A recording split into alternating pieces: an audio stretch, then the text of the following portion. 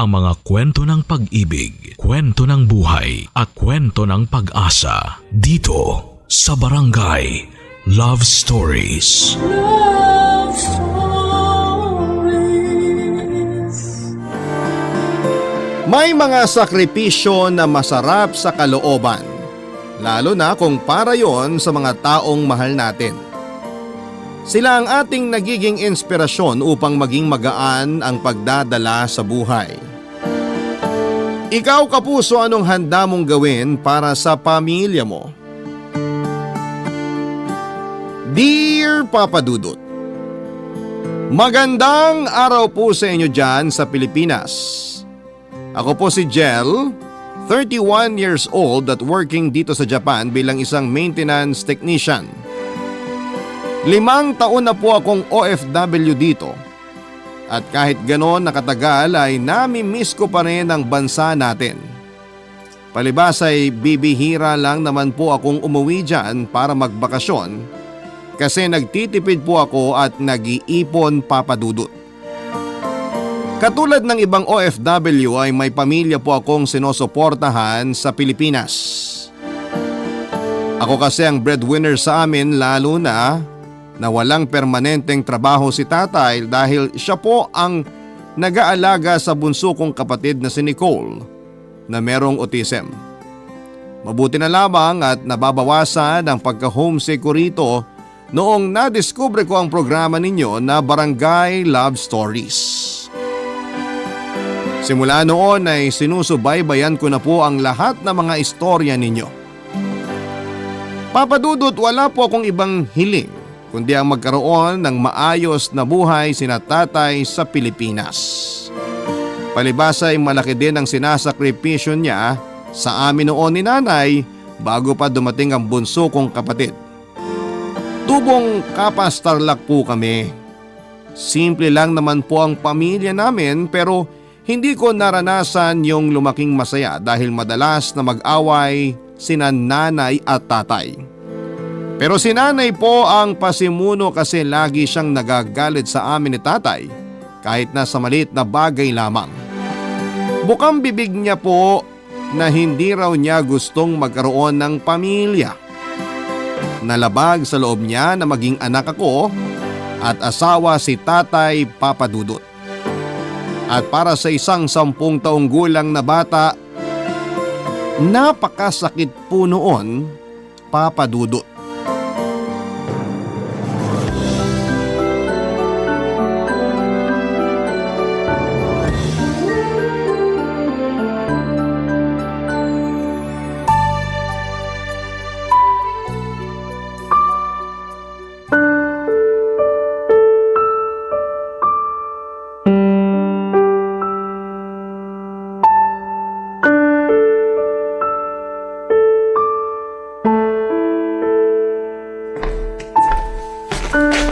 Nay, Ano ba yon?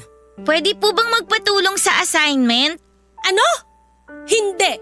Kita mo nagtatahi ako rito, istorbo ka dyan? Sige na po, hindi ko po kasi maintindihan tong nakasulat sa libro eh. Sino ba sa atin yung nag-aaral? Ako ba? Ako po. Oh, bakit di ka nakikinig sa instruction ng teacher mo? Tapos ako tatanungin mo? Nagpapatulong lang naman ang anak mo, Joanna. Hindi mo siya kailangang sigawan. Jel, anak. Sandali, marumi pa si tatay. Pero gusto ko na po kayong yakapin at i-kiss. Maghuhugas muna ako ng kamay at magpupunas ng pawis. Ay, nako. Kaya lumalaking walang takot sa akin yung anak mo eh. Lagi mo kinakampihan. Bakit kailangan lumaking natatakot sa'yo si Jel? Hindi ba pwede na lumaki siyang may respeto sa atin bilang mga magulang niya? Tigil-tigilan mo nga ako sa kagaganyan mo, Chito. Tsaka wag ako yung pangaralan mo. Yang anak mong pasok ng pasok sa eskwelahan pero mukhang walang natututunan. Meron naman po, pero nakalimutan ko lang yung sinabi ni ma'am. Oh, kita mo na? Bata-bata mo pa makakalimutin ka na? Jel, anak, huwag ka nang umiyak. Joanna naman. Bakit parang ako yung may kasalanan? Hoy, Jel! Tigilan mo nga yung kaiiyak mo! Hindi naman kita inaano, napakadrama mo! Manang-mana ka dyan sa ama mo! Magmamana talaga sa akin si Jel kasi anak ko siya. Sa'yo, anong minana niya? Huwag naman sana yung kasungitan mo. Anak, huwag ka nang umiyak. Si tatay na lang magtuturo sa'yo mamaya kung ayaw ng nanay mo. Hoy, Chito, huwag kang magsalita ng ganyan. Parang ang tono mo, inaapi ko yung anak mo ah. Hindi pa ba? Lagi mo ang sinusungitan si Jel. Parang hindi ka niya nanay ah. Ayoko naman talagang maging nanay ng batang yan. Joanna, ano ba? Totoo naman sinasabi ko. Ayoko pang maging nanay, alam mo yan. Simula nang dumating sa buhay ko yung batang yan, maraming pangarap ko yung nasakripisyo. Siya yung malas sa buhay ko. Hindi malas si Jel. Kaya tigilan mo ang pagsasalita ng hindi maganda sa anak natin. Ikaw lang naman ang may gusto sa batang yan. Kasi kung tatanungin mo ko, ayoko pa rin sa kanya. Alam mo kung tutuusin, kasalanan niyo talagang dalawa kung bakit hindi ko natupad yung mga pangarap ko noon eh. Sana kung hindi mo ako binuntis, nakapagtapos ako ng pag-aaral, nakapagtrabaho ako at kumita ng pera. Baka nga wala na ako rito sa Pilipinas kung di kita naging asawa eh. Pareho nating ginusto yung nangyari. Kaya wag mo nga sa akin isisi ang lahat. Sana talaga pinalaglag ko na lang yung anak mo. Ikaw lang naman may gusto sa kanya. Tumahimik ka na. Hindi ka ba nahihiya kay Jel? Hindi! Wala akong pakialam kung malaman pa niya para alam niya kung bakit ayoko sa kanya. Ay nako, makatulog na nga. Nakakabwisit kayo mag-ama. Panira ng gabi.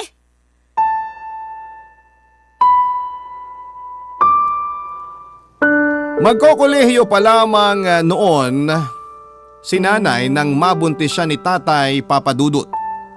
Kung ilalarawan ko ang personality niya ay masasabi kong meron siyang mataas na ambisyon sa buhay. Pero dahil sa mga nangyari, pinakasal kaagad si nanay at tatay dahil ayaw magkaroon ng kahihiyan ng angkan nila sakaling lumaki akong walang kinikilalang ama. Kaya lang Papadudot simula noon ay malamig na po ang pagsasama ng mga magulang ko. Boyfriend po ni nanay si tatay Papadudot at pareho silang nag-aaral pa lamang. Kaya lang dahil sa nangyari ay hindi na sila nakapagtapos. Kasi nagtrabaho na si tatay at si nanay naman ay naging maselan ang pagbubuntis sa akin. Meron pong maliit na barong-barong na ginawa si tatay para tirhan namin. Pero hindi po yun kasing ganda ng mga bahay na sementado na pangarap ni nanay. Pero para sa akin ay sapat na yon dahil hindi kami naiinitan o naaarawan. Lagi pong pinamumukha ni nanay sa akin na hindi niya ako gusto kahit naggaling ako sa sinapupunan niya. Marami na pong insidente na pinabayaan niya ako noong bata ako kaya madalas akong magkasugat, mapilayan, ubuhin at sipunin.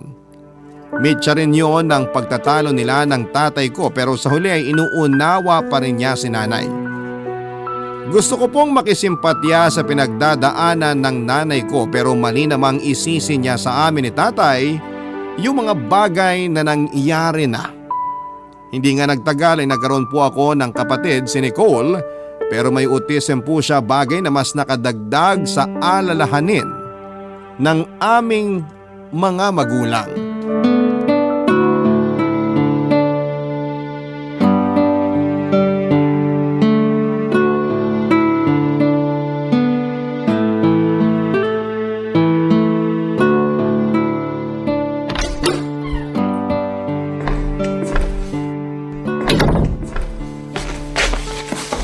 Tay, nandyan na po pala kayo. Oo anak. Teka, bakit bumangon ka? Kasi natulog po ako kanina, wala pa kayo. Kararating ko lang. Bakit po kayo ginabi? May inasikaso lang si tatay. Ay. Jel, anak, may sasabihin ako sa'yo. Alam ko na maiintindihan mo ako dahil matalino kang bata. Ano po yun? Plano ni tatay na magtrabaho sa ibang bansa. Iiwan niyo na po kami. Anak, hindi ganun yun. Magtatrabaho lang ako doon. Ganyan din po yung tatay ng kaibigan ko, si Makmak. Sa ibang bansa rin po nagtatrabaho tatay niya, kaya hindi niya madalas nakikita. Mamimiss ko po kayo, tay. Mamimiss din kita. Kayo ng nanay mo, saka si Nicole. Pero sayang yung pagkakataon kapag pinalagpas ko, nak. Naiintindihan ko naman po, pero nalulungkot lang po ako. Hayaan mo, tatawag naman ako rito para kamustahin ka.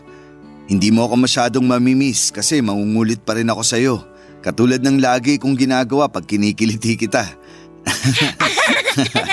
Ha? Tay naman eh. Magpapakabait kayo rito habang wala ako ha. Tutulungan mo nanay mo at aalagaan mo si Nicole, Jel. Maaasahan ko ba yon, nak? Opo, Tay. Ako na pong bahala sa kanila. Salamat. Saka pasensya ka na kasi bata-bata mo pa pero binigyan na kita ng responsibilidad. Dapat kasi naglalaro ka lang sa labas at nag-aaral. Hindi ka nagbabantay sa pamilya natin dahil responsibilidad namin yun ng nanay.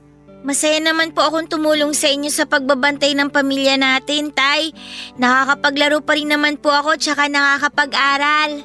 Napakaswerte namin ng nanay mo kasi naging anak ka namin.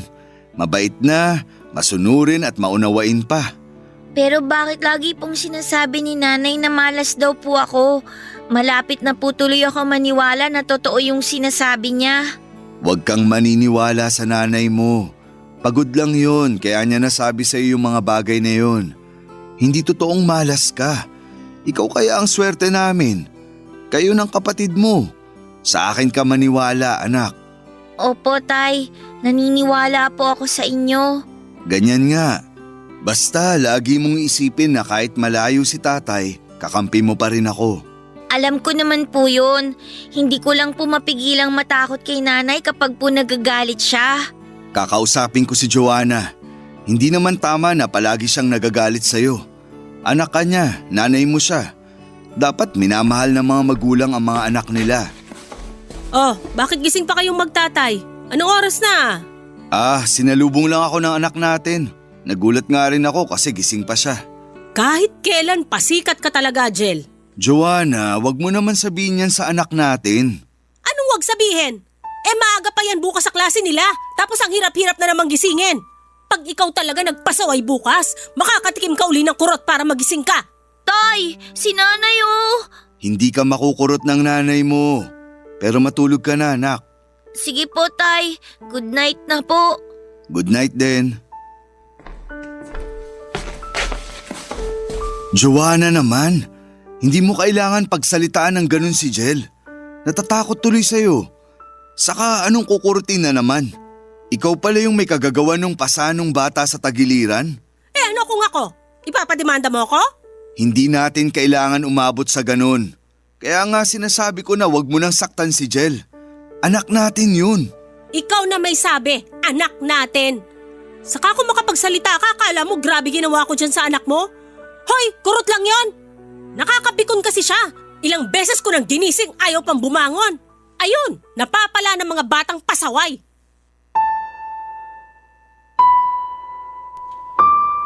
Ayoko pong umalis si Tatay Papadudot dahil siya na lamang ang kakampi ko sa bahay namin. Bagaman 10 taong gulang pa lamang ako ay naiintindihan ko na po ang hirap na pinagdaraanan namin. Karpentero po ang tatay ko at minsan ay umi-extra siya sa palengke bilang kargador at butcher ng mga karning baboy. Pero hindi po sapat ang perang kinikita niya para suportahan ang lumalaki naming pamilya at pangangailangan ng bunso kong kapatid. Doon na nga po nag-decide si tatay na mag-abroad. Lumipad po siya ng Taiwan, Papadudot. Sa pag-alis ni tatay, ako po yung tumayong katuwang ni nanay sa bahay namin. Ako ang katukatulong niya lalo na sa pag-aasikaso sa kapatid kong special child, Papadudot. Aaminin ko na noong nawala si tatay ay mas dumalas ang pagsusungit at pagreklamo ni nanay tungkol sa kung gaano niya kaayaw sa amin ang kapatid ko. Siyempre bilang nakakatanda at higit na nakakaunawa, nasasaktan ako ng husto dahil para sa akin ay wala kaming kasalanan ni Nicole. Hindi kami ang sumpa, Papadudot, sa pamilya dahil sa una pa lang ay hindi rin naman namin hiniling na isilang at maging anak nila ng mga magulang ko, Papadudot. Barangay Love Stories. Barangay Love Stories. Lumipas po ang ilang taon, Papadudot, at hindi na lamang namin namalaya na halos 8 taon na si tatay sa abroad. Bihira lang din siyang umuwi sa amin dahil sinasabihan siya ni nanay na imbis na gumastos ng malaking pera sa pagbabakasyon ay ipadala na lamang niya sa amin sa Pilipinas ang pera. Pero pinagtataka ko lamang kahit na ganoon nakatagal na nakaalis simula noong mag-OFW si tatay ay hindi pa rin maayos yung bahay namin katulad ng laging bukang bibig ni nanay na pangarap niya. Naiintindihan ko naman na magastos magpagawa ng bahay pero yung bahay namin ay napakarami pa pong kulang para masabing tapos na. Bukod doon ay hindi ko talaga alam kung saan dinadala ni nanay ang perang pinapadala ni tatay dahil lagi naman niya kaming tinitipid ng kapatid ko lalo na sa pagkain. Ni hindi rin niya kami binibilhan ng bagong damit o sapatos. Bagay na minsan kong pinagdadamdam sa kanya bilang bata noong araw. Pero kung meron man akong kinakainisan kay nanay, iyon ay ang malimit niyang pagalitan ng bunso kong kapatid na may espesyal na kondisyon. Wala kasing tiyaga si nanay sa pag-aalaga kay Nicole, Papa Dudut. Hindi talaga sila close. Ako po yung nagpapakain at nakikipaglaro sa kapatid ko kaya masasabi kong sanggang dikit kami. Kapag pinapagalitan ni nanay si Nicole ay ugali niyang magtago sa ilalim ng kumot dahil pakiramdam niya ay ligtas po siya doon, Papa Dudut.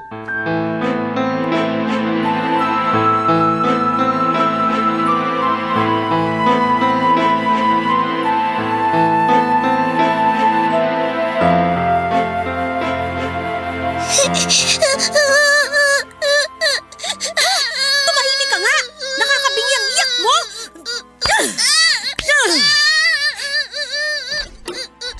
Isa, di ka patatahan? Ha? Nay, Dalawa! nandito na po. Teka, Nay! Huwag niyo po saktan si Nicole! Ate! Ate! Nicole? Ana, andito na si ate. Nanay, palo ako! Palo ako, nanay! Sakit! Sakit! Nay, bakit niyo naman pinalo si Nicole? Tinatanong mo pa talaga? Napakapasaway niyang kapatid mo, Jel! Ano po bang kasalanan sa inyo ng kapatid ko? Maingay! Parang sanggol na sigaw ng sigaw tapos gusto laging pinupukpok sa sahig yung mga laruan niya. Nakakarindi! Nakakabingi! Kitang nanonood ako ng TV eh. Pero hindi pa rin tama yun, Nay. Alam niyo namang special child si Nicole, di ba? Sana naman inintindi niyo. Kayo yung normal tapos kung umasta kayo parang kayo pa yung may kondisyon sa isip eh. Anong sinabi mo? Ay, sorry po, Nay. Kapal naman ang mukha mong sabihan akong baliw! Nay, hindi ko naman po kayo sinabihang baliw. Sabi mo, parang ako yung may kondisyon sa isip. Eh di baliw! Sintong-sinto at may sayad katulad niyang kapatid mo! Nicole! Bawiin niyo yung sinabi niyo, Nay. Hindi baliw ako ano man ang kapatid ko. Hindi ko babawiin ang mga sinabi ko kasi yun naman talaga ang totoo. Saka wag mo akong panlilisikan ng mga mata, Jel, ha? Tutusukin ko yan ng kutsilyo. Gawin niyo! Diyan naman kayo magaling eh. Hoy! Bumalik ka nga rito, kinakausap pa kita! Ewan ko sa inyo, Nay.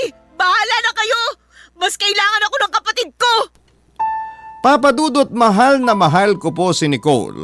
Siya yung kapatid na matagal ko nang hinihiling sa Diyos na ipagkaloob niya sa pamamagitan ng mga magulang ko. Natatandaan ko pa nga noon na mahilig akong mag-drawing ng stick na bata sa papel tapos ay nilalagay ko yon sa tiyan ni nanay kapag tulog siya. Ini-imagine ko kasi na ipinagbubuntis na niya si Nicole. Kahit na hindi ko pa naman alam kung magiging babae o lalaki siya. Basta sa isip ko lang noon, anuman na maging kasarian niya o itsura ay mamahalin ko siya dahil kapatid ko siya. Kaya lang kapag nahuhuli ako ni nanay na nilalagyan ng papel na may drawing yung tiyan niya ay nagagalit po siya sa akin. Tapos ay pinipilas niya yung papel sa harapan ko at isasabo yon sa may sahig. Sisigawan niya ako na linisin ko yung kalat hanggang umiyak ako, Papa Dudut. Pero hindi pa rin ako nawala ng pag-asa na balang araw ay magkakaroon ako ng kapatid. Malapit po kasi ako sa mga bata. Yung mga kapitbahay nga namin na mas bata sa akin ay kapatid na ang turing ko. Lagi ko rin bukang bibig sa tatay ko na sana'y magkaroon pa sila ng anak ni nanay. Nangako ako na ako yung mag-aalaga sa magiging kapatid ko basta magkaroon lamang ako kahit na isa. At nang dumating nga si Nicole ay laking pasasalamat ko sa poong may kapal nang pinanganak siya. At kahit malaking dagok ang pagkakaroon niya ng autism ay hindi ko siya itinuring na pabigat o sagabal sa pamilya namin tulad ng laging pinaparamdam sa kanya ni nanay. Hindi lang niya ako ate, Papa Dudut. Kakampi rin niya ako.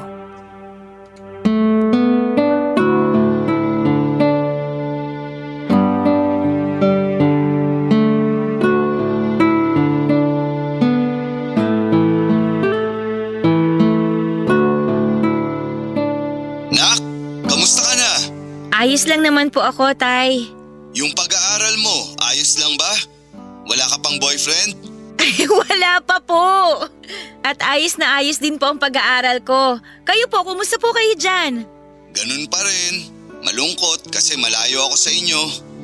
Miss na miss ko na kayo ng kapatid mo at ng nanay nyo. Miss na miss na rin po namin kayo, Tay.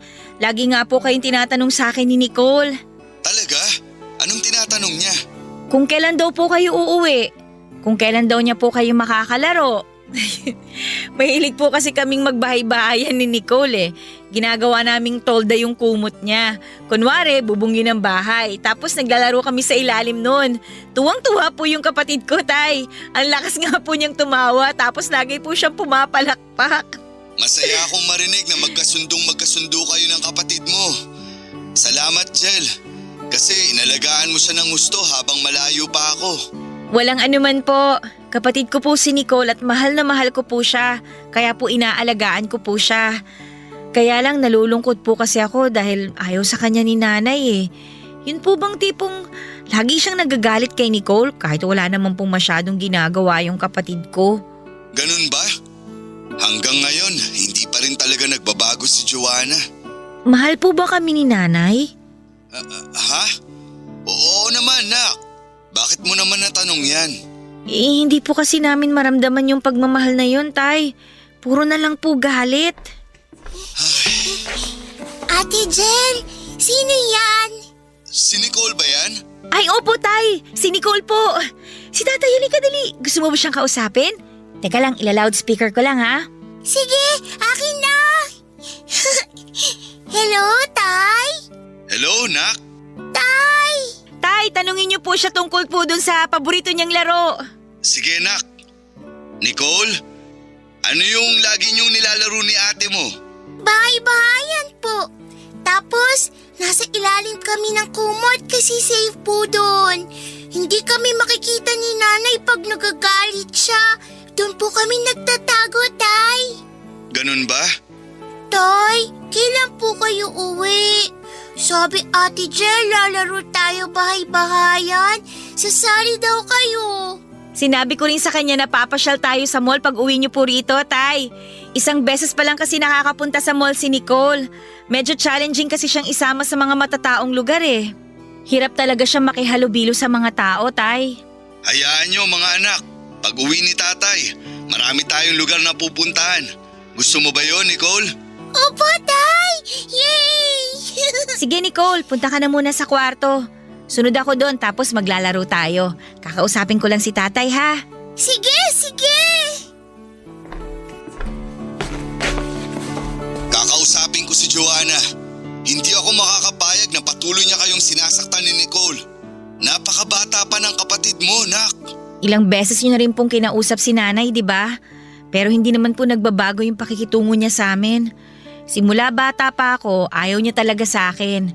Tapos dumating si Nicole at nang malaman nga natin yung kondisyon niya, lalo kaming tinuring na sumpa ni nanay sa pamilya natin. Ginagawa ko naman po lahat para maging malapit kami sa isa't isa. Ang kaso siya yung laging lumalayo. Hindi ko na po alam kung paano siya aamuin eh.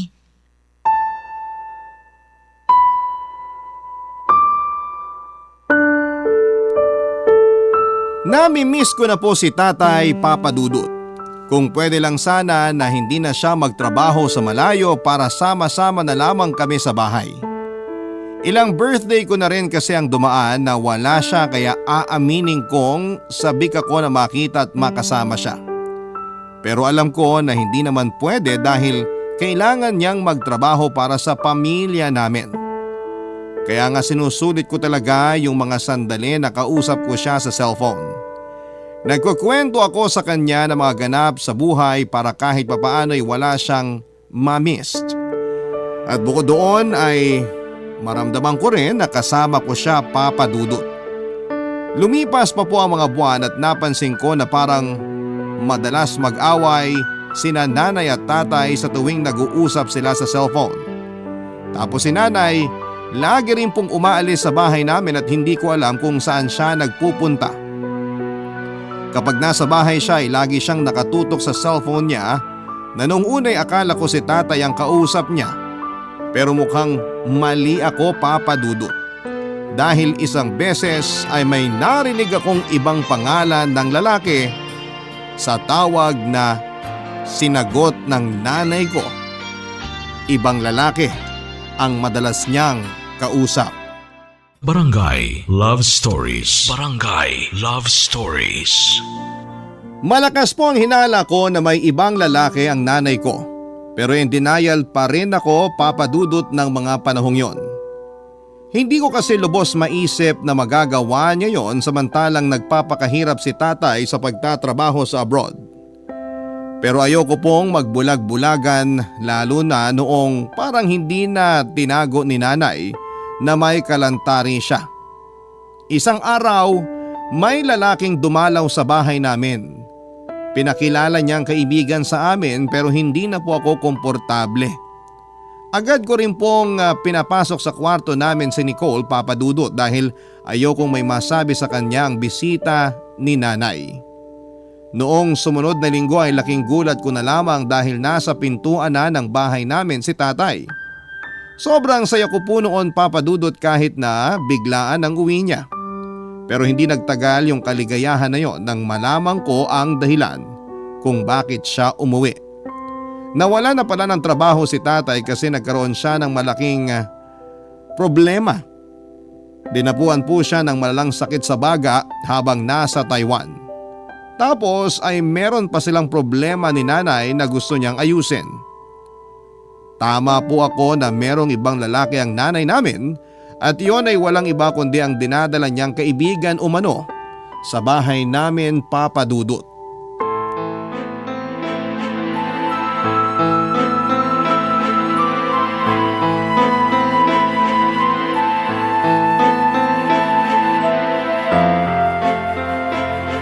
Pakiusap, Joanna. Huwag mo kaming iwanan ng mga anak mo. Huwag kang umalis. Huwag mo nga akong pigilan, Chito! Aalis ako kasi ayaw ko na kayong kasama. Saan ka pupunta? Dun sa lalaki mo? Wala ka na ron. Ano bang meron siya na wala sa amin? Kami ang pamilya mo. Marami siyang meron na wala sa pesteng pamilyang sinasabi mo. Saka wala siyang mga anak. Pareho kami ng gusto kasi ayaw namin sa mga bata. Anong sinabi niyo, Nay? Jel, Nicole, anong ginagawa niyo rito? Nagising po kami kasi narinig namin kayo nagtatalo eh. Oh, ayan. Ang hingi mo kasi, Chito. Ay, kailan ka talagang lalaki ka? Jel, patahimikin mo nga yung kapatid mo. Nicole, tahan ka na. Huwag ka na matakot. Nandito si ate. Joanna, pag-isipan mo nga yung gagawin mo. Gusto mo ba talaga kaming ipagpalit sa lalaking yun? Oo, at hindi na magbabago ang isip ko kahit pag-isipan ko pa ng 100 beses. Pero bakit, Nay? Bakit niyo ginagawa sa amin to? Kasi nga, ayoko na sa inyo. Matagal ko na talagang ayaw sa pamilyang to. Yang tatay mo lang naman na may gusto pero tinanong niyo ba ako kung gusto ko? Hindi na namin kailangan tanungin kasi halata naman sa trato ninyo sa amin. Ayun naman pala eh. Mabuti na halata mo. Hindi ko na kailangan magpaliwanag pa ng paulit-ulit. Ay, o siya, alis na ako. Bahala na kayo dyan. Joanna, sandali! Ingay-ingay talaga ng batang yan, ba? Hoy, Nicole! Tumigil ka nga dyan, peste ka! Nay naman, bakit niyo pinalo si Nicole? Napakaingay eh! Kayo ba hindi naririndi sa iyak niyan? Kasi kung hindi, pues, ako, tulig na tenga ko sa batang yan. Kaya nga ayoko na talagang tumira sa bahay na to kasama kayo kasi konti na lang, masisiraan na ako ng ulo. Kung gusto niyong umalis, edi umalis kayo! Hindi niyo na po kailangan saktan ang kapatid ko! Sumusobra na kayo, Nay! Napakasama ninyo! Ako pa talagang masama? Ako pa talagang sumusobra? Naririnig mo ba yung mga sinasabi mo sa akin, Jel? Nanay mo pa rin ako! Nanay nga namin kayo! Pero nagpakananay ba kayo sa amin? Hindi naman, di ba? Trauma lang ang ibinigay niyo sa amin ni Nicole. Kaya wala kayong karapatang sabihin na nanay namin kayo. Kasi, yung mga kilala kong nanay, mahal yung mga anak nila. Hindi nila sinasaktan at mas lalong hindi nila iniiwan. Umalis pa rin po si Nanay Papa Dudut. Ewan ko pero hindi ko lubos maisip kung paano niya kami nagawang iwanan at abandonahin Papa Dudut. Hindi ba siya nakonsensya at hindi ba siya nagdalawang isip na ipagpalit kami sa iba? Kasi kung hindi ay napakasama niyang ina. Labis po ang lungkot ni tatay nang sumama si nanay sa kabit niya at magkahalong pagkadismaya at galit naman ang naramdaman ko para sa sarili kong ina. Naisip ko tuloy na ganun ba niya talaga kami kaayaw makasama. Anak naman niya kami ni Nicole at galing kami sa tiyan niya. Dugot laman nila kami ni tatay pero paano niya naatim na iwanan kami? Ang masakit doon, Papa Dudut. Nadiskubre namin na tangay din ni nanay ang malaking pera na inipon niya mula sa mga pinapadala ni tatay. Kaya pala lagi niya kaming tinitipid. Kaya pala lagi niyang sinasabi noon na wala siyang pera kahit nagpadala si tatay. Yun naman pala ay tinatago niya yon para sa pansarili niyang kapakanan at pakinabang. Dahil nga po sa mga nangyari nahirapan kaming makausad, Papa Dudut. Sunod-sunod na nagkasakit si tatay at si Nicole ng malalang trangkaso kaya napilitan po akong huminto sa pag-aaral para humanap ng mapagkakakitaan.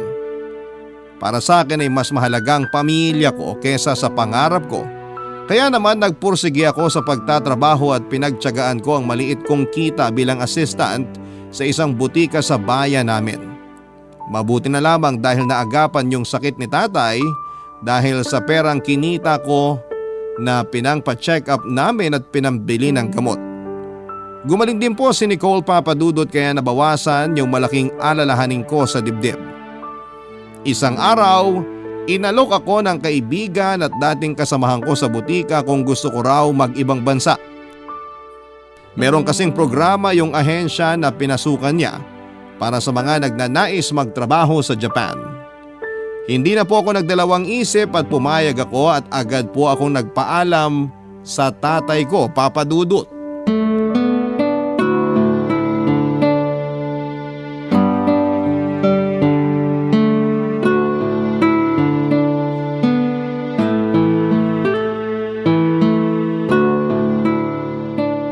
Tay, kape niyo po.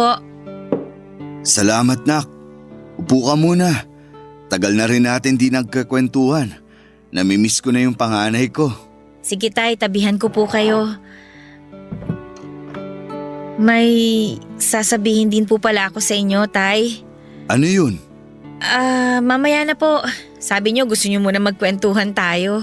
Oo, pero nag-uusap na rin naman tayo eh. Kayo talaga, tay. Pero, kumusta na po ba kayo? Wala na po bang masakit sa katawan ninyo? Ayos na ayos ako, nak. Sinusunod ko yung sinasabi mo na huwag magpapakapagod at kumain sa tamang oras. Pati si Nicole magaling na rin. Mabuti na yung pakiramdam. Malikot na nga eh. Masaya po ako na okay na kayo, tay. Kasi hindi ako mapalagay nung may sakit kayo pareho eh. Natakot po ako. Iniwan na nga kami ni nanay tapos iiwan niyo rin kami ni Nicole dahil sa sakit ninyo. Minsan ko na kayong iniwan ni Nicole nung nagtrabaho ako sa ibang bansa. At kahit na umalis na ang nanay nyo at sumama siya sa ibang lalaki, hinding-hindi ko kayo iiwanang magkapatid, nak. Mahal na mahal ko kayo. Gusto kong bumawi sa mga panahon na malayo kayo sa akin. Tay, pwede ko na po bang simulang ikwento sa inyo yung sasabihin ko? Sige, ano yun? Plano ko po kasing magtrabaho sa Japan. Ha? Japan? Opo, inalok po kasi ako ng dati kong katrabaho sa butika na magtrabaho doon bilang technician. May training naman po kami bago umalis. Naisip ko po na baka makapasa ako, mabigyan ng chance po na makapag-abroad. Kaso anak, Gustong-gusto ko po talagang umalis, Tay, para po matulungan ko ang pamilya natin. naiintindihan ko naman yun. Nalulungkot lang ako kasi magkakahiwa-hiwalay na naman tayo.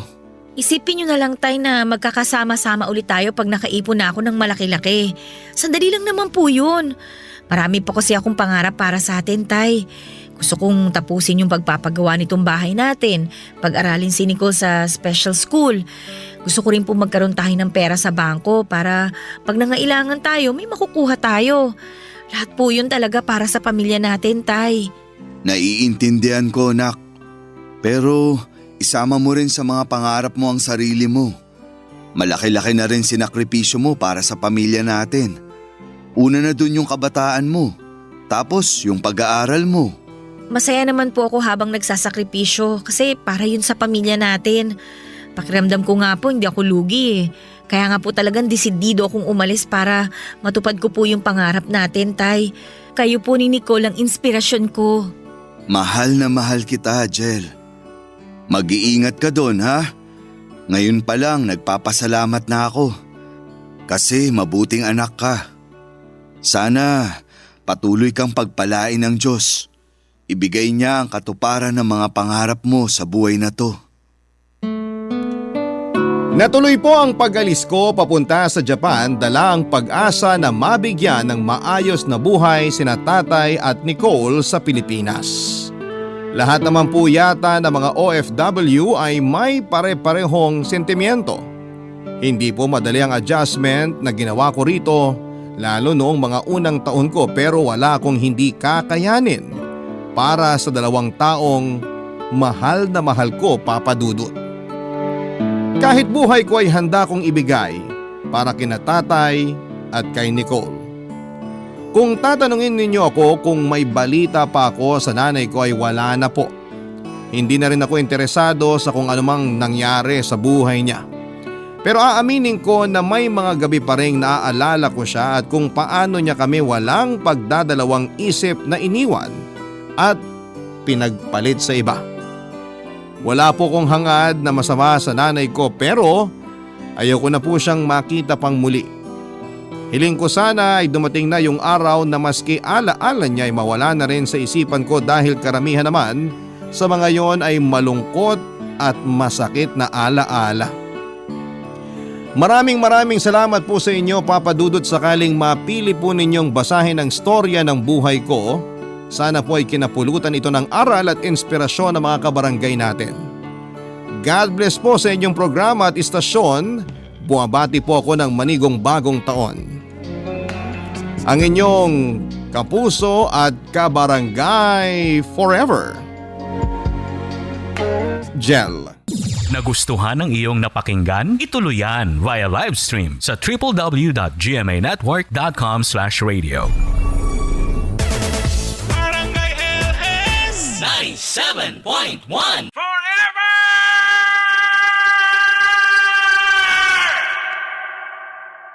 Ang mga kwento ng pag-ibig, kwento ng buhay at kwento ng pag-asa dito sa Barangay Love Stories. Love Stories.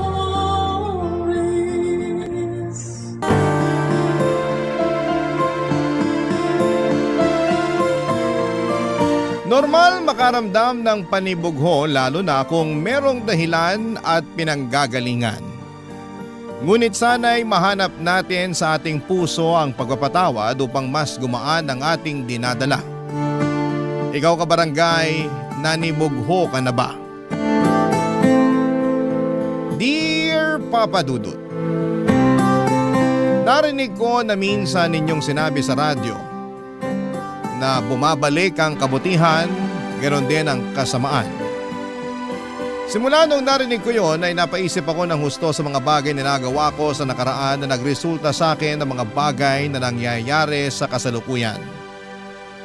At kaya ako sumulat sa inyong istasyon ay upang hingi ng payo ng mga kabarangay natin tungkol sa aking sitwasyon. Itago niyo na lamang ako sa pangalang Vanessa, 32 years old at taga Rizal. Nagtatrabaho ako sa isang private company sa Quezon City bilang HR assistant na nagsimula noong graduate ako sa college taong 2014. Noong araw may naging boyfriend ako at nagtagal din kami ng 4 na taon hanggang sa nag-decide siyang mag-abroad noong 2018 para sa aming future. Makalipas nga ang 5 buwan ng parehong taong yon. At habang nasa ibang bansa siya ay nagkita kami ng ex-fling ko noong high school na si Aldrin sa isang resort sa Laguna nang minsan kaming pumunta doon ng mga katrabaho ko para mag-relax.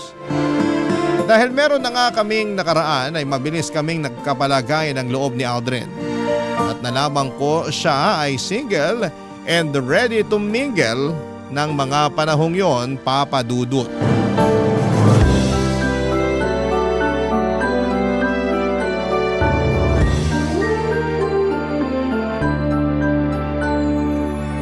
Galing ka pala sa kama. Siyempre hindi mo talaga akalain.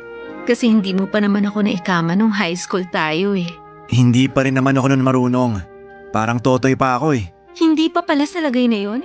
Oo, Eh bakit ang babaero mo na?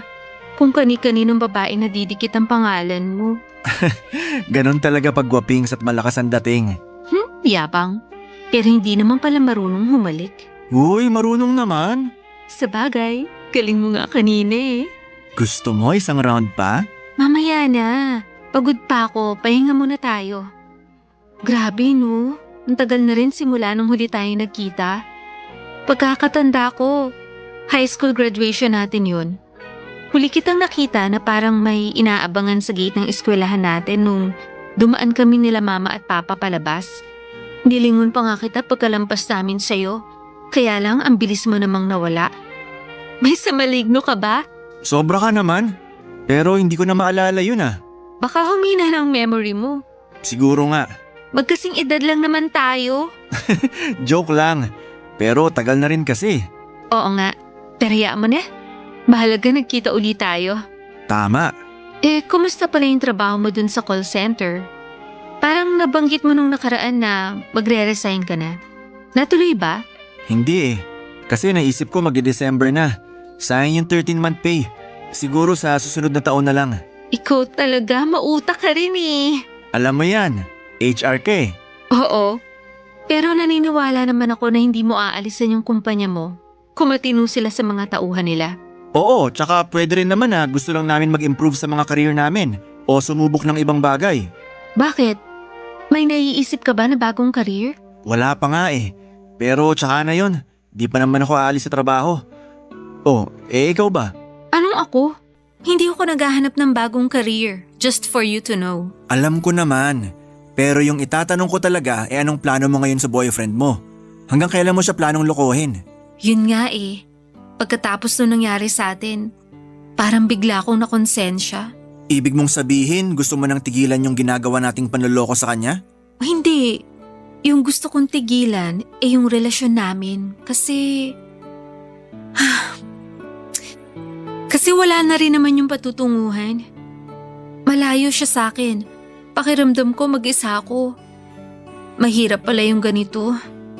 Yung bang sa cellphone lang kayo nag-uusap, tapos madalas sandali lang kasi iba oras dun sa kanila. Ilang buwan na nga ba siya doon? 5. Pero kahit na, kung noong mga una hanggang 3 buwan nakakapagtiis pa ako sa setup namin, pwesto mga sumunod, na-realize ko na hindi ko pala talaga kaya yung LDR. Para ako mababaliw, lalo na nasanay ako na malapit lang kami sa isa't isa sa loob ng 4 na taon ng relasyon namin. Kaya hindi mo ako masisisi na nagawa ko sa kanya tong panluloko ko.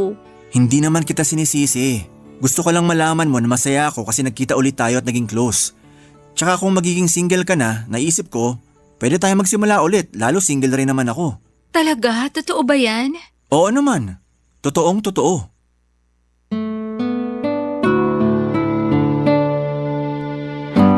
Papa Dudut, hindi ko naisip na may boyfriend ako na nasa malayo ng mga panahong yon. Dahil na rin sa pangungulila sa kanya ay nagawa ko siyang lokohin. Doon ko nga na-realize na hindi ko pala talaga kaya ang long distance relationship. Kaya nung una pa lamang ay hindi na ako sang-ayon sa plano ng boyfriend ko na pag-iibang bansa. Although nangako naman siya sa akin na pasusunurin ako doon, Alanganin pa rin ako dahil ayokong mapalayo sa pamilya ko rito sa Pilipinas. Kaya nga nang bumalik sa buhay ko si Aldrin ay naramdaman ko na hindi na ako nag-iisa.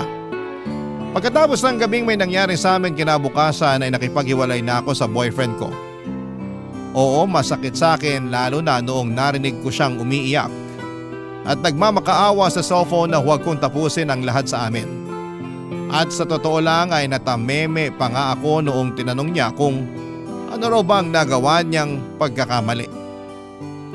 Sa huling pagkakataon ay sinabi ko sa kanya na nag-cheat ako at nakonsensya kaya gusto ko nang makipagkalas. Kahit masakit ay tinanggap niya sa akin ang desisyon at pinalaya ako. Hindi nga nagtagal ay naging kami ni Aldrin at doon na naulit nagsimula ang mga pinakamasayang araw ng buhay ko. Mabilis na nagdaan ang 5 taon at sakto sa aming anniversary ay meron akong sorpresa sa boyfriend ko.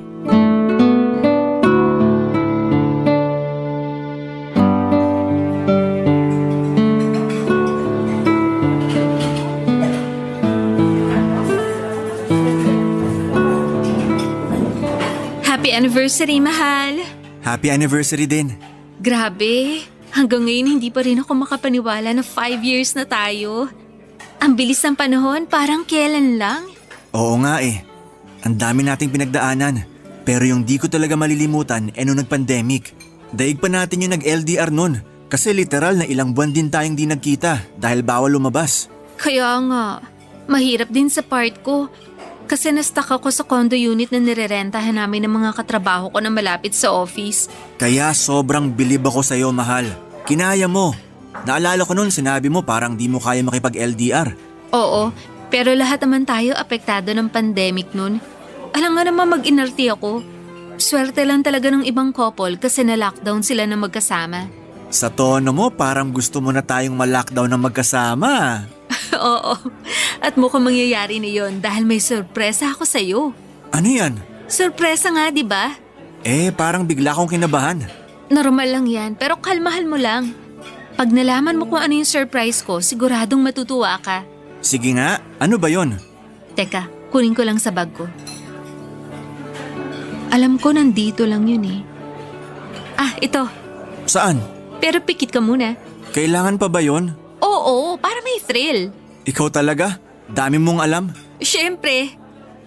So ano na? Pumikit ka na. Ito na, pipikit na. Kailangan ko rin bang magbilang ng 1, 2, 3? Pwede rin naman. Yan, nilagay ko na sa harap mo. Dilat ka na. Sige. Ano yan? Surprise! Magiging tatay ka na! Hala, totoo ba to? Hindi ka nagbibiro, mahal? Bakit naman ako magbibiro? Siyempre, totoo yan. Noong nakaraang araw pa talaga yan. Kanina, bago ako pumunta dito sa restaurant para sa anniversary dinner natin, dumaan muna ako sa OB para magpa-check up. Tapos confirm. Gusto mo makita ultrasound ng baby natin? Oo naman, sige, patingin ako. Sige. Kunin ko lang sa bag. Ah, ito oh. Tignan mo yung sonogram ko. Yan yung baby natin. Oo nga, magiging tatay na nga ako. Masaya ka ba? Tinatanong pa ba yan? Siyempre masayang masaya ako. Sa sobrang saya ko parang gusto kong sumigaw. Yan naman yung wag mong gagawin. Kasi baka kalad ka rin tayo ng guard palabas. Mukha pa naman masungit si Manong. Oo nga, pero joke lang naman yun. Masaya lang talaga ako. Ako rin naman eh. Kabado nung una kasi wala akong idea sa pagbubuntis. Pero alam kong kakayanin ko naman dahil kasama kita. Hindi ko mawawala sa tabi ko, di ba? Oo, hindi ako mawawala sa tabi niyo na magiging baby natin. Thank you. I love you, mahal. I love you too, mahal. Salamat sa napakagandang regalo mo. Papadudod, sobrang saya ko talaga nang nalaman kong magkaka-baby na kami ni Aldrin. Sakto kasi pareho na rin naman kaming 31 years old noon at dagdag pa nga sa kasiyahan ang nakita ko. Ang excitement sa mga mata ng boyfriend ko pagkatapos niyang malaman na buntis ako.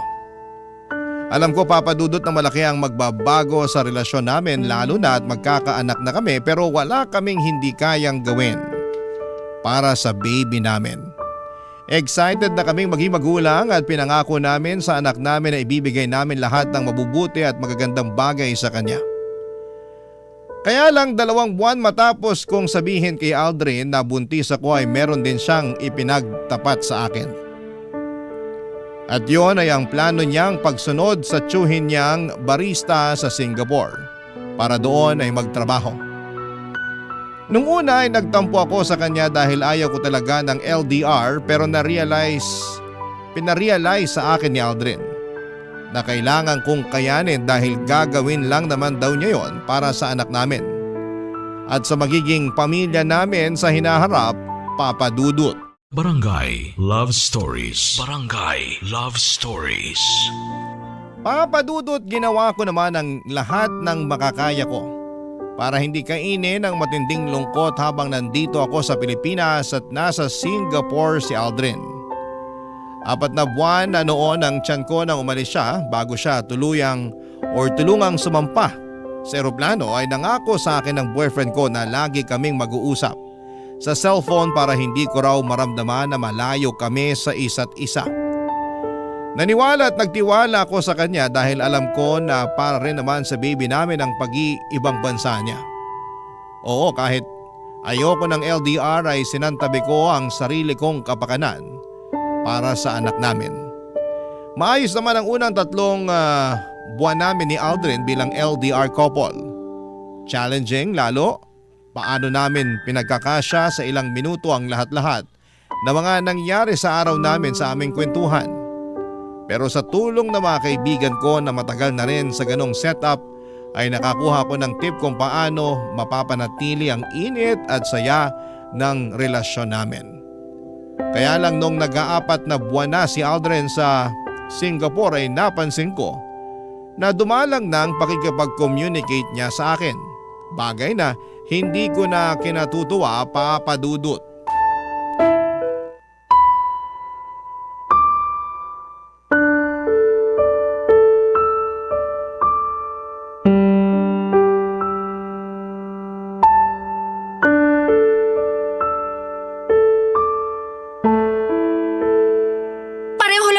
Dito sa Pilipinas at dyan sa Singapore. Pero bakit hirap na hirap ka pa rin tawagan ako, ha? Mahal naman. Huwag mo ko matawag-tawag na mahal. Nanggigigil ako sa'yo, Aldrin. Vanessa, makinig ka, okay? O ngayon yan na lang tawag mo sa akin. Sabi mo wag kitang tawaging mahal. Ano gusto mong itawag ko sa'yo? Kahit kailan napakahina mong umintindi. Siyempre kahit ayoko na tawagin mo kung mahal, ibig sabihin nun gusto ko pa rin talaga. Ay, kahit kailan labo niyo talaga mga babae. Ayaw daw pero gusto. Ano kaya yun? Basta, naiinis pa rin ako sa'yo. Bakit ka ba kasi naiinis? Kasi wala ka ng oras sa akin. Dati naman bago tayo matulog nakakapagkwentuhan pa tayo. Pero ngayon hindi na, kasi madalas nauna ka na matulog. Pagod nga kasi ako sa trabaho, tapos lagi pa kaming overtime. Kaya hindi na rin tayo nagpapang-abot. Kapag nag-online ako, ikaw naman yung offline. Malamang, anong oras ka ba nag-online? Madaling araw na. Maawa ka naman sa akin, buntis ako. Alam ko naman yun. Kaya nga hindi sumasama ang loob ko pag hindi tayo nakakapag-usap. Ganon? Oo. Pwes ibahin mo ko, kasi masama ang loob ko. Pali ko bang dinadahilan mo lang yung trabaho mo dyan, pero yung pala may iba kang babae. Yan naman yung hindi ko magagawa. Loyal ako sa'yo, no? Tsaka magkakaanak na tayo. Makukuha ko pa bang magloko? Anong malay ko? Yung iba ko ang katrabaho, may 2 o 3 na ngang anak pero iniiwan pa rin ng mga asawa at kinakasama nila kasi nakahanap na ng iba.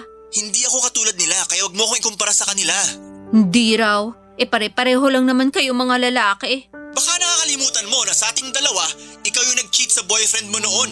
Bakit bigla mo namang pinasok sa usapan yan? Nakakainis ka na eh. Sumusobra ka na sa pambibintang mo sa akin. Kung alam mo lang yung hirap ko rito sa ibang bansa para lang masustentuhan ko kayo na magiging baby natin, para sabihin ko sa'yo hindi madali.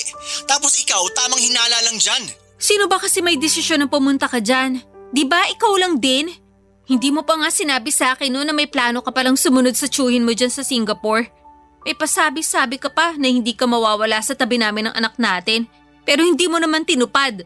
Nak naman ang... Alam mo, napipiko na ako sa'yo ha. Babaan na kaya kita ng cellphone. Sige, subukan mo. Para hindi mo na kami makontak ng anak mo. Anong ibig mong sabihin? Alam mo kung anong ibig kong sabihin, kaya wag ako, Aldrin. Okay, I'm sorry. Pagod lang talaga ako sa mga away na ganito.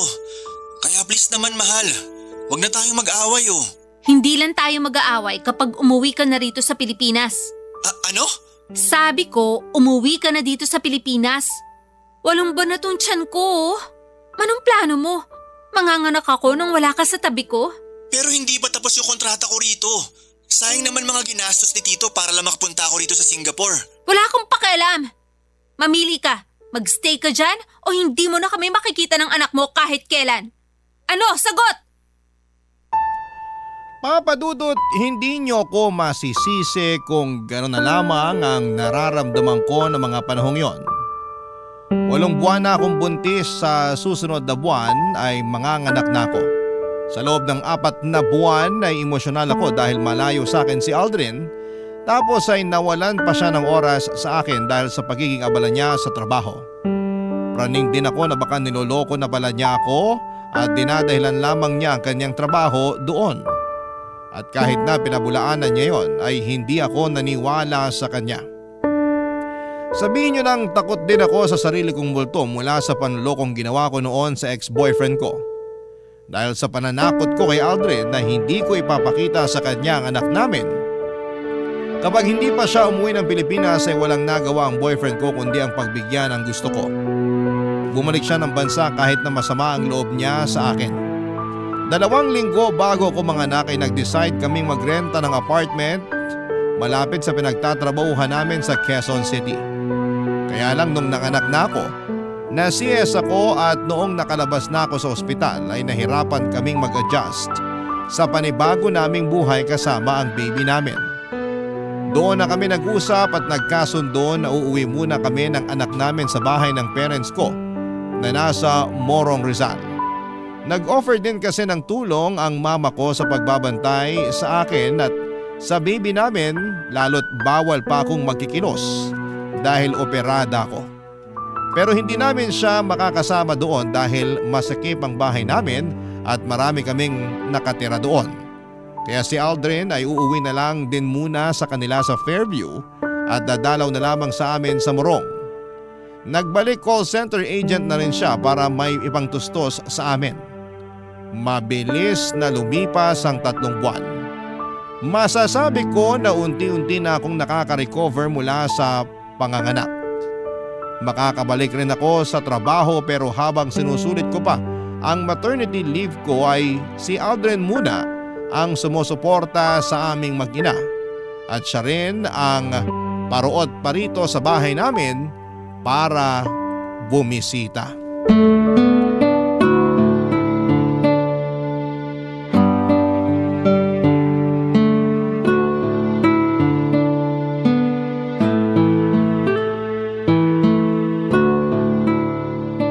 Yun! Ay, ano ba yan? Hina naman ito, pabuhat. Talaga naman. Dapat dito pinapatalsik eh. Mahal, pwede bang hinaan mo ang boses mo? Baka magising ang anak natin eh. Mahina naman boses ko ah. Hindi mahina ang boses mo. Dinig na dinig nga hanggang dun sa sala. Nakakahiya kina mama kasi hindi na nila maintindihan yung pinapanood nila sa TV. OA naman. Pwede namang lakasan yung volume ng TV. Kasalanan ko talaga? Ititigil mo ba yan o babasagin ko yung cellphone mo? Oh, ayan, tinigilan ko na. Napaka-bayolente mo naman. Bayolente na kung bayolente, pero hirap mo kasing pakiusapan. Buti na lang tulog mantika ang anak natin kasi hindi madaling magising sa ingay mo. Ako na lang ba talaga nakikita mo sa pamamahay na to? Ako na lang ba yung maingay? Kanina nga naririnig ko yung tatay mo nagpupukpuk doon sa labas. Tapos yung kapatid mong isa ang lakas makipag-cellphone. Abot dito sa kwarto yung ingay ng chismisan nila. Pwede ba wag mo silang ikumpara sa'yo? Alam nga naman magreklamo ako. Nakikitira lang naman ako dito sa bahay. Sina mama at papa pa rin ang may-ari nito, no? Ganon. Kaya ako na lang yung mag-a-adjust. Ano ba kasing kinakagalit mo? Pwede ka naman maglaro ng hindi dumadaldala. Hirap sa inyo ng mga online gamer, napakaingay. Palibhasa, di ka gamer. Kaya wala kang alam sa nararamdaman namin. Hindi ko na kailangan maging gamer, no? Diyan pa lang sa anak mo, ubus na ang oras ko. Ni hindi na nga ako makapagsuklay ng buhok o makapaligo man lang pag hindi hawak ni mama yung baby natin. Tapos makukuha mo pa maglaro katulad ng ginagawa mo? Wala namang masama sa paglalaro ko ah. Wala nga, pero... pero ilugar mo naman. Huwag naman sa tuwing nandito ka sa bahay para dalawin kami ng anak mo. Kasi nakakainis na eh. Ano namang nakakainis doon? Hirap sa'yo, masyado mong pinapansin lahat.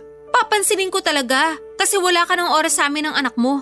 Lagi ka nalang naglalaro sa cellphone mo tuwing nandito ka sa bahay. Buti sana kung mahaba yung oras na nilalagi mo rito, eh hindi naman. Maya-maya uuwi ka na rin, tapos hindi pa tayo nakakapag-bonding. Ano ba kasing bonding ang gusto mo? Gusto mo na bang sundan na agad natin yung anak natin? Siyempre hindi, bastos ka. Anong bastos doon? Tingin mo sa akin yun lang yung habol ko sa'yo? Malay ko. Sabi mo kasi wala na tayong bonding eh. Oo, pero hindi yun ang sinasabi ko. Wala ka namang sinasabi kung ano, kaya malamang maiisip ko yun. Tsaka bakit ngayon ka pa naging conservative? Eh may anak na tayo.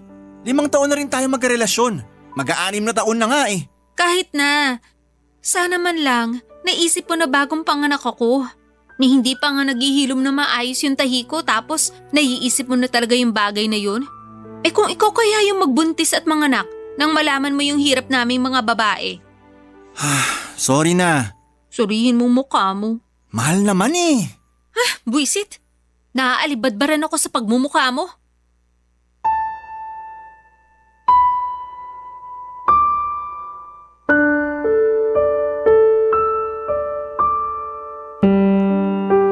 Papadudot, hindi yun ang una at huling beses na napansin kong busy sa cellphone niya si Aldrin. Naglalaro lang naman daw siya at wala naman daw masama doon. Kaya nga hinayaan ko na lamang siya pero pinagsasabihan ko siya kapag pakiramdam ko na doon na lamang nauubos ang oras at atensyon niya imbes na sa amin ang anak niya. Mabuti sana kung hindi limitado yung nilalagi niya sa bahay namin.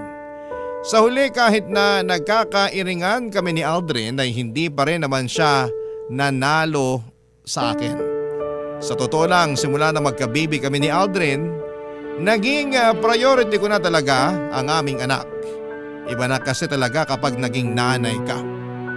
Yung dating mahalaga sa iyo ay mawawalan ng saysay. Dahil anak mo na lamang yung pinakamahalaga sa buhay mo. Isa na nga doon yung relasyon namin ni Aldrin Papadudut. Lalo kong dati praning ako na baka maghanap siya ng iba pag hindi ko siya nabantayan ng husto. Pero nung nagkaanak kami ay ayoko nang mangunsimi sa bagay na yon dahil nadodoble lang ang pagod ko. Barangay Love Stories. Barangay Love Stories. Papadudot, hinayaan ko na lang si Aldrin sa kung ano ang pinagkakaabalahan niya sa buhay. Basta hindi niya napapabayaan ang pagiging tatay niya sa anak namin ay ayos na sa akin yon. Sa pakiramdam ko ay maayos naman ang relasyon namin dahil wala namang ginagawa si Aldrin na ikakagalit ko. In fact, masaya kami noong nagpabinyag kami sa anak namin at nangako siya sa akin sa harapan ng mga bisita, ninong at ninang at mga magulang namin na makakasalan niya ako. Kung kailan ay sorpresa raw. Siyempre niwala ako sa kanya dahil deep inside ay gusto ko rin namang maikasal sa lalaking mahal ko. Kaya lang akala ko ay okay talaga kami pero mukhang nagkamali ako. Nung nagbalik na kasi ako sa trabaho ay sakto nag-resign naman siya sa pinagtatrabahuhan niya. Dahilan niya ay burnout daw. Sinabi niya sa akin na magpapahinga lamang siya ng 1 buwan at maghahanap na ulit ng bagong trabaho. Pumayag ako kasi mahalaga rin naman sa akin ang mental health niya. Nakiusap lang ako na ihatid sundo niya ako sa bahay at trabaho ko since may motor naman siya at wala pa siyang pasok. Hirap kasi ako mag-commute pero nag-share naman ako ng panggas sa kanya. Kaya lang 2 linggo lang niya akong hinatid sundo at noong mga sumunod na araw ay hindi na dahil kesyo busy daw siya sa ibang bagay tulad ng pagsama sa mga long ride ng mga barkada niyang may motor din, Papadudut.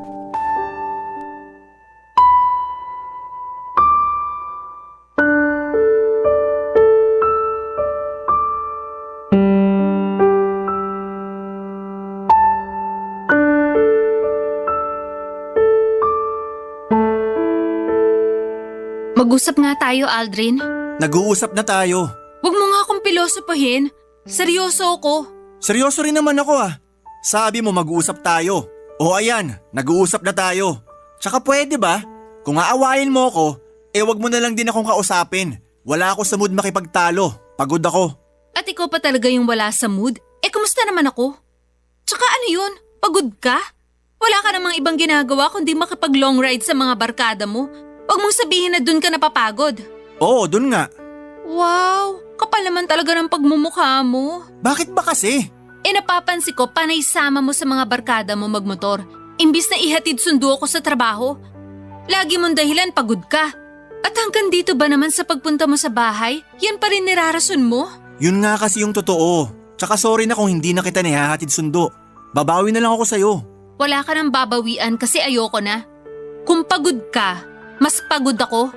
Anong ibig mong sabihin? Kung umasta ka, akala mo kung sino kang walang anak? Hindi pa lang tayo magkasama sa iisang bubong pero hindi ibig sabihin hindi mo na kami responsibilidad. Kaya naisip ko tuloy, what if maghiwalay na lang tayo? Mahal naman. Huwag mo naman sabihin yan oh. Ayoko maghiwalay tayo. Ayoko rin naman pero pagod na ako. Pagod na ako sa trabaho, pagod pa ako sa biyahe, at mas pagod pa ako sa pag-aalaga sa anak natin pag uwi rito sa bahay. Oo, tinutulungan ako ni Mama. Siyempre nakakahiya naman na palaging siya yung nag-aalaga imbis na ikaw. Dahil ikaw yung tatay, di ba? Oo, pero wala akong alam sa pag-aalaga ng bata. Baka pag ako yung nag-alaga sa baby natin eh. Ano? Wala kang alam? Oo. Anong alam mo? Maglaro ng online game? Mag-long ride kasama mga barkada mo? Ayos ka rin oh. Buhay binata talaga. Sana all. Nagre-relax lang naman ako. Nag-unwind. Di ba sabi ko burnout ako sa trabaho? Burnout na rin ako sa trabaho ko. Pero hindi ko magawang umalis dahil iniisip ko yung baby natin. Pero ikaw? Grabe! Bilib din ako sa'yo. Sinabi mo lang sa akin na nag-resign ka na nung last day mo na sa trabaho. Sigurado kasi ako natututulan mo yung pagre-resign ko kung sinabi ko ng mas maaga. Buti alam mo. Ayoko na kasing maging ahente. Pagod na ako. Ilang taon din na yun at yun lang yung ginagawa ko. Kaya nga masaya ako nung nakapag-Singapore ako. Pakiramdam ko may bagong opportunity na nagbukas para sa akin. Kaya lang bigla mo naman akong pinauwi rito sa Pinas. Hanggang ngayon ba naman, sinisisi mo pa rin ako sa pag-uwi mo? Oo. Nagalit sa akin yung tito ko. Sinayang ko raw yung opportunity dahil nakinig ako sa'yo. Kaya nga nakikipaghiwalay na ako sa'yo ngayon para magawa mo na yung gusto mo. Total mas masaya ka naman sa ibang bansa habang malayo sa amin ng anak mo eh. O di kaya dyan sa mga barkada mo. Di doon ka na. Umalis ka na sa pamamahay namin at sa buhay namin ng anak ko. Papadudot maiksi na ang pasensya ko pero lalo pang umiksi sa mga baluktot na katuwiran ni Aldrin. Para sa akin wala na siyang karapatang umastang binata dahil may anak na kami. At hindi porke hindi kami nakatira sa isang bubong ay gagawin na niyang excuse ang mga bagay na yon. Nakuha niya pa talaga na magpakasarap samantalang ako nagpapakahirap sa pagkayod para sa amin kahit na operada ako. Parang ang unfair naman noon kaya nga hinamong ko na lamang siya ng hiwalayan. Bagay na hindi naman niya pinatulan. Nakiusap siya sa akin na ayusin pa rin daw namin at sa huli ay pumayag naman ako. Pagkatapos ng pag-uusap namin yon, nakala ko ay titino na si Aldrin pero lalo pa siyang lumala. Hindi nga nagtagal ay may nakarating sa aking balita na may regular siyang inaangkas na babae sa motor niya habang naglo-long ride. Nagalit ako sa boyfriend ko at pinaamin ko siya. Nag-deny pa ang mokong pero sa huli sinabi niyang nagugustuhan na niya yung naturang babae. Kinumpara niya pa nga ako doon sa babaeng yon, bagay na ikinagulo ng isip ko. Ang kapal ng mukha niya. Akala ko ay ayos lamang kami pero nagkamali ako. Yun na rin ang naging hudyat para tuluyang ko nang tapusin ang aming relasyon at makipagkalas sa kanya. Makalipas nga ang 2 linggo ay nalaman ko na mag-on na sila ng babae niya. Grabe ang gigil ko na mga panahong yon lalo na kinukonsinti lang din pala siya ng mga magulang at pamilya niya. Hindi nagtagal ay nagkasundo kami na mag-co-parenting na lamang sa anak namin. Pero isang araw ay may nalaman ako sa mama ko Noong minsang dinalaw ni Aldrin ang aming anak sa bahay, Papa Dudut.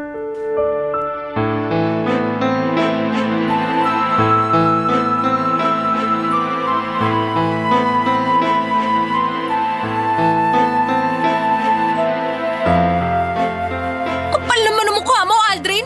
Tumawag ka lang ba para sabihin sa akin yan? Oo, kasi yun naman ang totoo. Aga-aga! Ano na naman bang kasalanan ko sa'yo? Malaki! Nalaman ko lang naman na sinama mo pala yung babae mo rito sa bahay namin kahapon. Ano naman sa'yo ngayon? Anong sa akin ngayon? Tanga ka ba talaga? Bakit mo yung ginawa, ha? Gusto raw niya makilala yung anak natin, kaya sinama ko siya sa bahay. Mabait naman yun, mahilig sa bata. Wala akong pakialam kung mabait siya o mahilig sa bata. Sa susunod na isama mo pa yung babae mo sa bahay namin, hindi mo na pwede makita yung anak natin. Bakit naman? Wala naman kaming ginagawang masama ah. Ayoko lang na mapalapit yung anak ko sa kung sino mang karelasyon mo. Dahil ano na lang sasabihin ng ibang tao, sige nga. Sa lagay mas inaalala mo pa sasabihin ng iba? Oo! Tsaka ayoko na hawak-hawakan ng bago mo yung anak ko. Wala ka na ba talagang respeto sa akin? Kasi kung meron, ipapaalam mo sa akin na pupunta kayong dalawa sa bahay. Kaso hindi eh. Basta-basta ka na lang pumunta doon kasama yung babaeng yun. Tandaan mo, ako pa rin ang nanay ng anak natin. Hindi naman niya inaangkin yung pagiging nanay sa anak natin. Malamang ikaw pa rin talaga yung nanay. Hindi raw inaangkin pero masyado siyang epal. Sandali nga. Nagsiselos ka ba? At bakit naman ako magsiselos? Mabuti na yung nagkakalinawan tayo. Ipapaalala ko lang sa'yo na tapos na tayo. Ikaw pa nga yung nakipaghiwalay sa akin kaya wala kang karapatan na magselos dyan. Hindi ako nagsiselos. Bakit ko pagseselosan yung babae mo? Malas nga niya. Kasi siya naman yung susunod na mangungunsumi sa'yo. Ay, hirap sa'yo, wala kang bilib sa akin. Buti pa yung girlfriend ko, proud na proud sa akin. Paano ako magiging proud sa'yo? Diskarte mo, bulok. Tsaka pwede ba? Wag mo akong makumpara-kumpara sa malanding babaeng yan. Tandaan mo na malaki ang kasalanan niyo sa akin. Lalo ka na, Aldrin. Kaya wag kang umasta na akala mo ikaw ang biktima rito. At sinong biktima rito? Ikaw? Baka nakakalimutan mo. Kung cheater ako, cheater ka rin. Kaya wala kang karapatan na magsalita ng ganyan. Niwala sa ating dalawa yung malinis. Pareho lang tayong manloloko rito. Kung iinsultahin mo lang ako, mabuti pa wag na wag ka nang pumunta sa bahay. Hindi mo na pwede makita ang anak natin. Wala kang kwentang tatay! Vanessa naman, pag-usapan muna natin to. Tapos na tayo, di ba? Kaya wala na tayong dapat pag-usapan pa. Please, wag mong ilayo sa akin yung anak ko.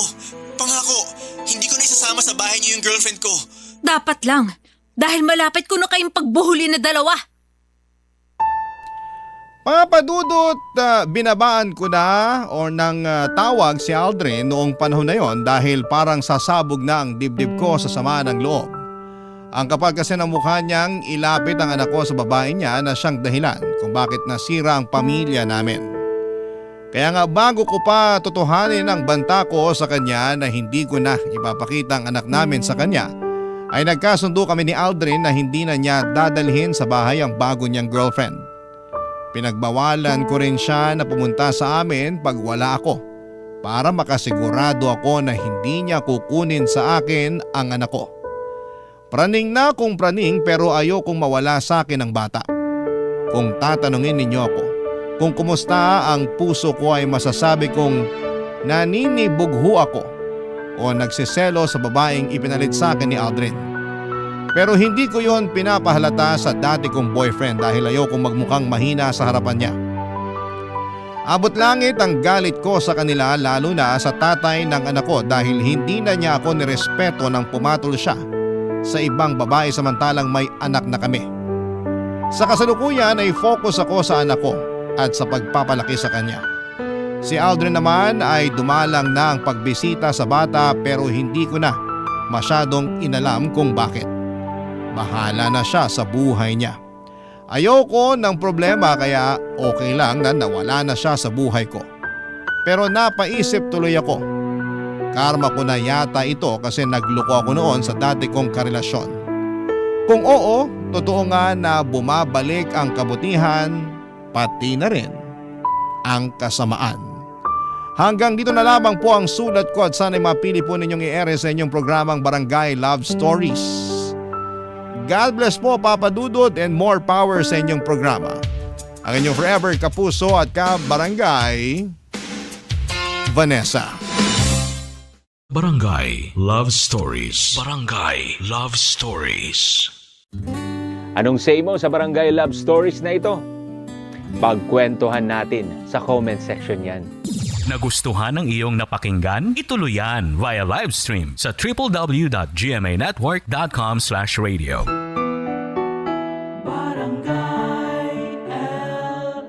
In Mega Manila, 97.1.